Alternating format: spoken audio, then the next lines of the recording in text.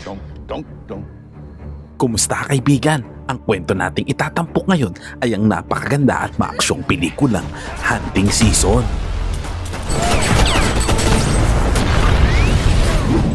Nagsimula ang kwento sa pagpapakita sa isang walang awang drug cartel boss na si Alejandro habang ito ay pumapasok sa isang bar. Sa sandaling iyon ay hinahanap niya ang isang lalaking nagngangalang Jensen dahil ninakawan siya nito. Ngunit sa halip na ang lalaki ang makita niya ay nadatnan lamang niya roon ay si Lizzie, ang babaeng inaakalang kasintahan nito. Bago umalis, nag-iwan si Alejandro ng babala na kailangang magpakita agad sa kanya ang lalaki. Sinubukan naman ni Lizzie na magpaliwanag. At sinabi niya na hindi niya boyfriend si Jensen, ang lalaking tinutukoy ni Alejandro. Dahil ang totoo ay isang gabi lamang silang nagkasama at mula noon ay wala na silang naging ugnayan. Ngunit hindi iyon pinansin ni Alejandro. Sa halip, bumunot siya ng kutsilyo at tahasang nagbanta. Sinabi niya na kung hindi tutulong si Lizzie na hanapin si Jensen ay hindi lamang siya ang mapapahamak kundi pati na rin ang kanyang pamilya. Habang paalis si Lizzie ay nanginginig ito sa takot. Ngunit isang security guard ang nakakita sa buong pangyayari at nagtangkang pumigil kay Alejandro. Hindi niya alam na ang taong sinusubukan niyang harapin ay isang makapangyarihan at napakadelikadong kriminal, isang pagkakamaling maaaring ikamatay niya. Sa sandaling iyon ay nangyari na nga ang dapat mangyari dahil walang pag-aalinlangan na pinatay ni Alejandro ang security guard. Samantala, lumipat ang kwento sa isang tahimik at liblib na lugar sa labas ng lungsod. Dito natin makikilala si Baudry, isang retiradong secret agent na namumuhay ng payapa kasama ang kanyang nag-iisang anak na si Sophie. Silang mag-ama lamang ang nakatira sa isang maliit na kubo sa gitna ng kagubatan, malayo sa ingay, gulo at panganib ng syudad. Simple at tahimik ang kanilang araw-araw na buhay.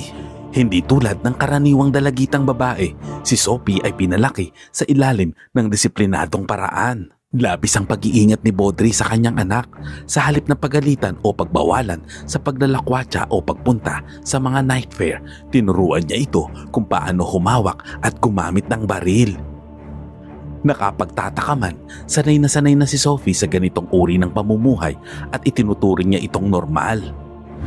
Kinabukasan, maagang gumising si Baudry at sinimulan ang kanyang araw sa pamamagitan ng panalangin, isang patunay ng kanyang matibay na pananampalataya at pasasalamat sa tahimik na buhay at sa kanyang anak.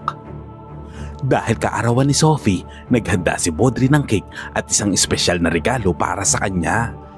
Habang mahimbing pa ang tulog ng dalaga, nagtungo muna si Baudry sa bayan upang bumili ng ilang gamit para sa pangangaso. Sa paborito niyang tindahan, may napansin siyang isang second-hand na lawn mower.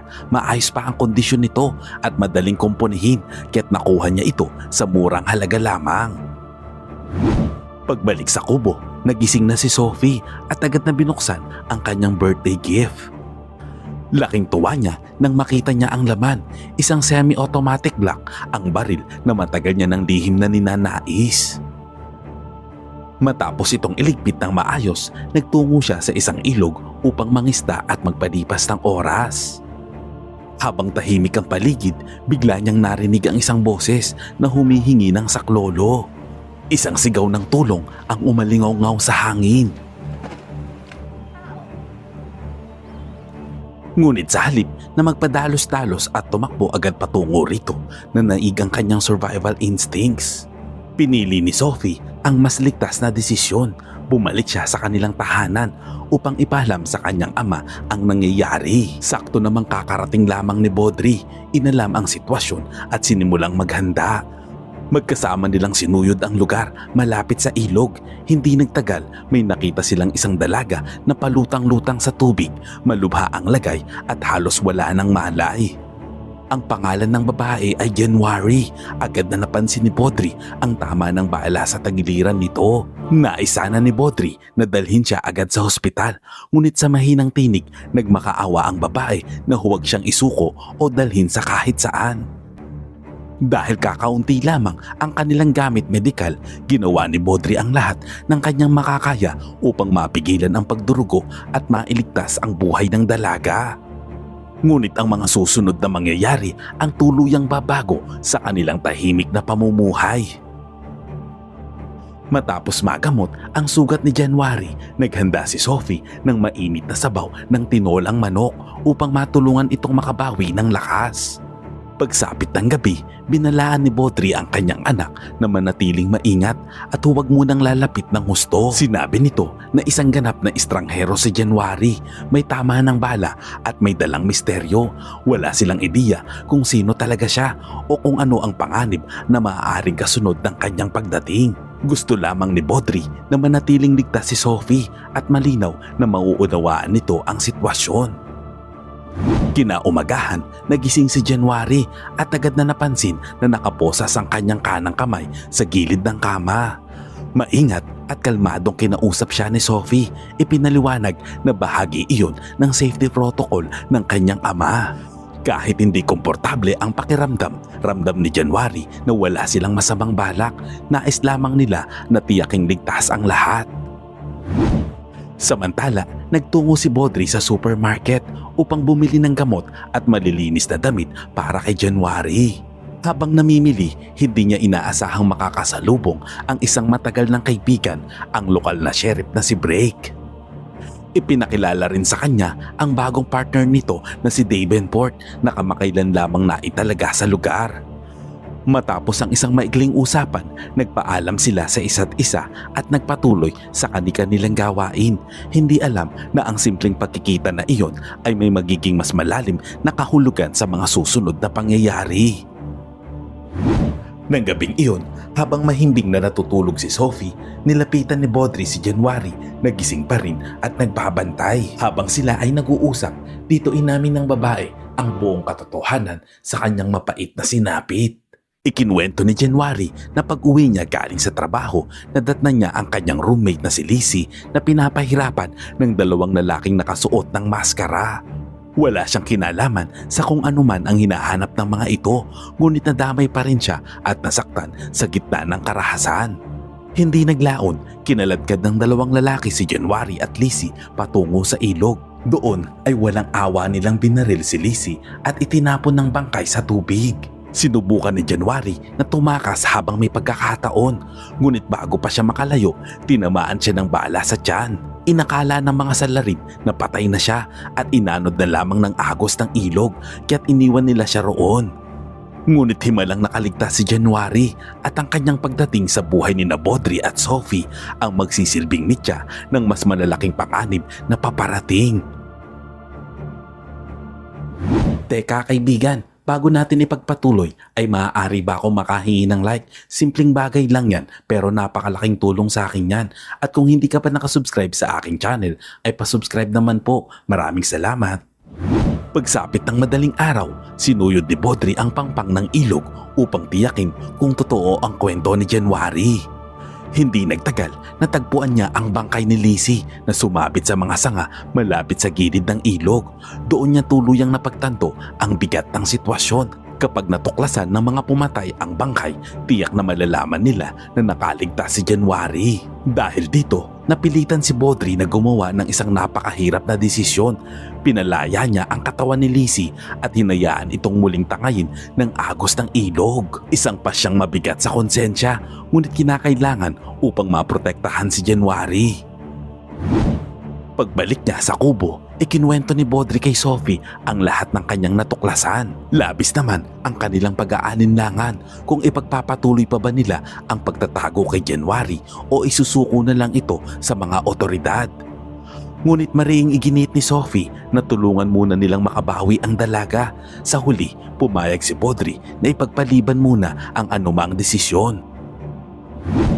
Ilang araw ang lumipas. Pagsapit ng gabi, matapos makabawi ng kaunting lakas, muling lumabas ng kubo si January. Nakita niya si Baudry na tahimik na nakaupo at buong puso siyang nagpasalamat sa lalaking nagligtas sa kanyang buhay.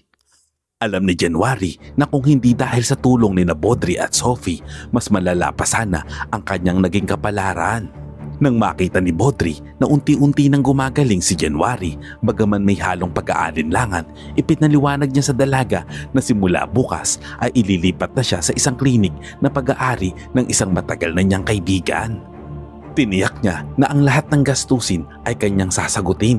Naiintindihan naman ni January ang sitwasyon at tinanggap ang kanyang desisyon. Sa ibang eksena ng gabing iyon, nagtagumpay si Alejandro na mahuli si Jensen at walang awa itong binugbog. Dito mabubunyag na si Jensen ay isang korap na police officer na nagtatrabaho para kay Alejandro upang masiguro ang maayos na takbo ng criminal operation nito. Ngunit sa kanilang huling transaksyon, nagtaksil si Jensen, ninakaw nito ang mga kargamento at biglang naglaho. Nang tumanggi si Jensen na magsalita, pinatay ito ni Alejandro sa isang malupit at walang awang paraan. Kinabukasan, ihahatid na si January sa klinik upang tuluyang magpagaling at makabawi ng lakas.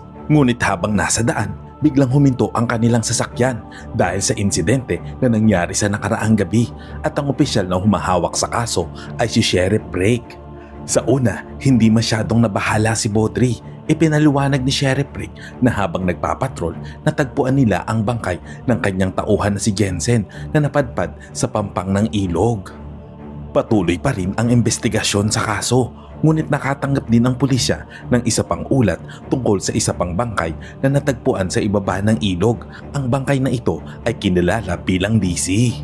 Bigla namang nag-alala si Baudry dahil na-trace na ng pulisya ang background ni Lizzie. Natuklasan nilang nakatira ito sa parehong apartment kasama ang kanyang malapit na kaibigan, isang koneksyon na maaaring magbukas ng komplikasyon at panganib lalo na kay January. Ayon sa mga kapitbahay, parehong naglaho ang dalawang babae sa parehong oras. Patuloy naman ang investigasyon sa kaibigan nitong nawawala. Dagdag pa ni Davenport, nakakita ang mga investigador ng mga yapak malapit sa lugar kung saan natagpuan ang katawan ni Lizzie. Pinaghihinalaan nila na maaaring buhay pa si January at posibleng pinoprotektahan ito ng ibang tao. Ilang sandali pa, napahinto ito nang mapansin ang isang babae sa loob ng sasakyan ni Baudry. Mabilis namang sinabi ni Baudry na ito ay kanyang pamangkin na dumating mula sa ibang bayan upang ipagdiwang ang kaarawan ni Sophie. Ilang sandali pa, dahil hindi naligtas ang klinik, dinala si January pabalik sa cabin upang maprotektahan ito. Dito sa wakas ay sinabi niya ang buong katotohanan. Ang lahat ng detalye ng karahasan, pagtataksil at panganib na pinagdaanan nito at dito magpapatuloy ang mas delikadong kabanata ng kanilang buhay. Ikinuwento nito na noong gabing inatake sila at bago ito tuluyang makatakas, nakita nito ang muka ng isa sa mga lalaki na nagtanggal ng kanyang maskara. Napagtanto naman ni Baudry na hindi titigil ang mga lalaking responsable sa paghahanap dito, lalo na ngayong buhay pa si January at isa siyang matibay na witness. Samantala, pagsapit ng gabi, dumating sa cabin ang dalawang hindi kilalang lalaki. Lumalabas na sila ay mga tauhan ni Alejandro at walang nakakaalam kung paano nila natuntun ang lugar. Nang makaharap nila si Baudry, iginiit nito na wala siyang nakitang kakaibang babae malapit sa kanyang cabin. Di nagtagal, napilitang umalis ang mga ito, ngunit ang katotohanan ay hindi sila umalis sa lugar. Isa sa kanila ang palihim na bumalik sa loob ng cabin upang patayin si January, habang ang isa naman ay nanatili sa loob ng sasakyan nakabantay habang ito ay alerto. Ang tahimik na gabi ay biglang naging puno ng panganib at malinaw na ang seguridad nila Baudry ay nasa matinding banta. Ngunit ang pagkakamaling iyon ay nagdulot ng pagkamatay ng mga tauhan ni Alejandro. Ang isa ay napatay ni Baudry habang ito ay nasa sasakyan. Samantalang ang isang lalaki ay napabagsak nila January at Sophie. Upang burahin ang anumang bakas ng nangyari, napilitan si Baudry na sunugin ng mga bangkay at itapon ng sasakyan sa isang abandonadong minahan sa isang lugar kung saan hindi ito matutuklasan. Pagbalik nila sa kubo, hindi napigilan ni January ang pag-iyak at humingi ito ng tawad dahil alam niya na ang kanyang presensya ang naghatid sa mag-ama sa isang napakapeligrosong sitwasyon. Samantala, nakipagkita si Baudry ng pribado kay Sheriff Brake. Inamin niya na ang nawawalang babae mula sa ilog ay buhay at kasalukuyang nasa ilalim ng kanyang proteksyon. Alam niyang magpapadala si Alejandro ng mas maraming tauhan, kaya't humiling siya sa sheriff na panatilihing lihim ang sitwasyon at tulungang maialis si January mula sa lugar. Bago maghiwalay, binigyan ni Baudry si January ng pera, isang tulong upang makapagsimula siya ng bagong buhay, malayo sa panganib na halos kumitil sa kanyang buhay. Samantala, habang paalis sina Sheriff Brake at January, emosyonal na pinagmamasdan ito ni Sophie. Ramdam niya ang sakit ng pagkawala ng isang taong itinuring niyang pamilya. Ngunit alam niya na ang masakit na pamamaalam na iyon ay ang tanging paraan upang matiyak ang kaligtasan ni January. Kinabukasan, nagsimula ng mangamba si Sophie kung kumusta na si January. Gayon din ang nararamdaman ni Baudry, kaya't sinubukan niyang tawagan si Sheriff Brake, ngunit hindi na active ang numero nito. Dahil wala nang no choice, nagpasya sila na pumunta mismo sa istasyon ng pulisya upang kamustahin ito. Habang naghihintay si Sophie sa kotse, sinalubong ni Baudry si Davenport na katatapos lamang ng morning assembly. Sa halip na sabihin kung nasaan si Sheriff Brake, pinago nito ang usapan at sinabi ang hinala na maaaring may koneksyon si Sheriff Brake kay Jensen. Sa oras na iyon, ang bigat ng sitwasyon kay Baudry ay nagiging mas malinaw. Hindi lang ang buhay ni January ang nakataya, kundi pati ang tiwala at katotohanan sa paligid nila. Ngunit matalik na kaibigan ni Baudry si Sheriff Brake at kilala niya ito bilang isang tapat na tao na hindi kailanman tumatanggap ng maruming pera. Hindi katulad ng mga politikong buhaya na yumaman dahil sa flood control project. Ay, teka lang, ibang kwento pala yun. Pero bagong taon na, wala pa ring nakulong. Aray ko! Nang gabing iyon, habang mahimbing na natutulog si Baudry at Sophie, isang hindi kilalang sasakyan ang tahimik na huminto malapit sa kanilang cabin. Lumalabas na ang driver nito ay si Davenport. Palihim itong pumasok, dala ang baril. Bago pa man siya makapagsimula ng anumang kilos, mabilis namang umatake si Baudry at nagawa siyang maambush. Ilang sandali pa, makikitang nakatali na si Davenport sa isang upuan habang nakasabit sa harap niya ang isang lawn mower. Nang magising ito, tinanong siya ni Baudry kung ano ang katotohanan. Sinabi nito na patay na si Sheriff Brake at si January ay naibigay na kay Alejandro pagkatapos ng huli nilang pagkikita. Nang marinig ni Baudry na wala na ang kanyang pinakamalapit na kaibigan at nakuha na si January, mariing tinanong niya kung saan nagtatago si Alejandro. Nang tumanggi si Davenport at tila hinamon pa siya, wala nang ibang paraan si Baudry kundi pilitin itong magsabi ng katotohanan. At sa huli ay sinabi din nito ang lokasyon ni Alejandro. Bago siya umalis, sandaling umupo si Baudry at sumulat ng liham para kay Sophie. Sa sulat, humingi siya ng tawad sa kabiguang maprotektahan ito ng maayos. Sinabi rin nito na kung hindi siya makakabalik pagdating ng umaga, kailangan niyang pumunta agad sa bahay ng kanyang lola sa Mexico para sa kanyang kaligtasan. Pagkatapos, nagtungo si Baudry sa isang abandonadong pabrika, dala si Davenport bilang kanyang hostage. Doon, sinalubong siya ni Alejandro, puno ng kumpiyansa at mga pagbabanta, handang patayin hindi lamang si Baudry kundi pati na rin ang kanyang bihag. Sa mga sandaling iyon, ang tensyon ay tumaas at isang matinding bakbakan ang naganap. Samantala, lingid sa kaalaman ni Baudry ay lihim pala siyang sinundan ni Sophie. Ilang sandali pa ay bigla namang sumiklab ang isang marahas na palitan ng putok. Umatras si Alejandro papasok sa gusali habang si Baudry ay tinamaan sa dibdib at bumagsak. Isang lalaki ang nagtakang tapusin siya, ngunit mabilis na kumilos si Sophie. Pinaputok nito ang baril mula sa malayo at nailigtas ang buhay ng kanyang ama. Dahil sa kanyang ginawa ay nalantad ang kanyang lokasyon at isa pang kalaban ang nagsimulang lumapit sa kanya. Sa mabilis na pag-iisip, nilinlang ni Sophie ang kalaban. Iniwan niya ang kanyang rifle bilang pain.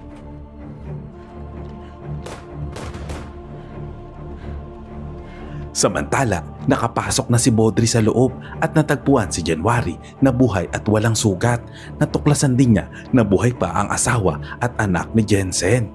Mabilis siya naghanap ng susi upang mapalaya ang mga ito, ngunit bigla siyang sinaksak ni Alejandro mula sa likuran. Isang biglaang pag-atake na muling nagbungsod ng panganib at tensyon sa kanilang bawat galaw. Sa mga sandaling iyon, biglang lumitaw si Sophie at agad na binaril si Alejandro na tuluyang nagpatigil sa kanyang pag-atake. Tulad ng dati, dumating si Sophie sa tamang oras. Sa pagkamatay ni Alejandro, nagwakas ang mga bangungot na matagal nilang pinagdaanan.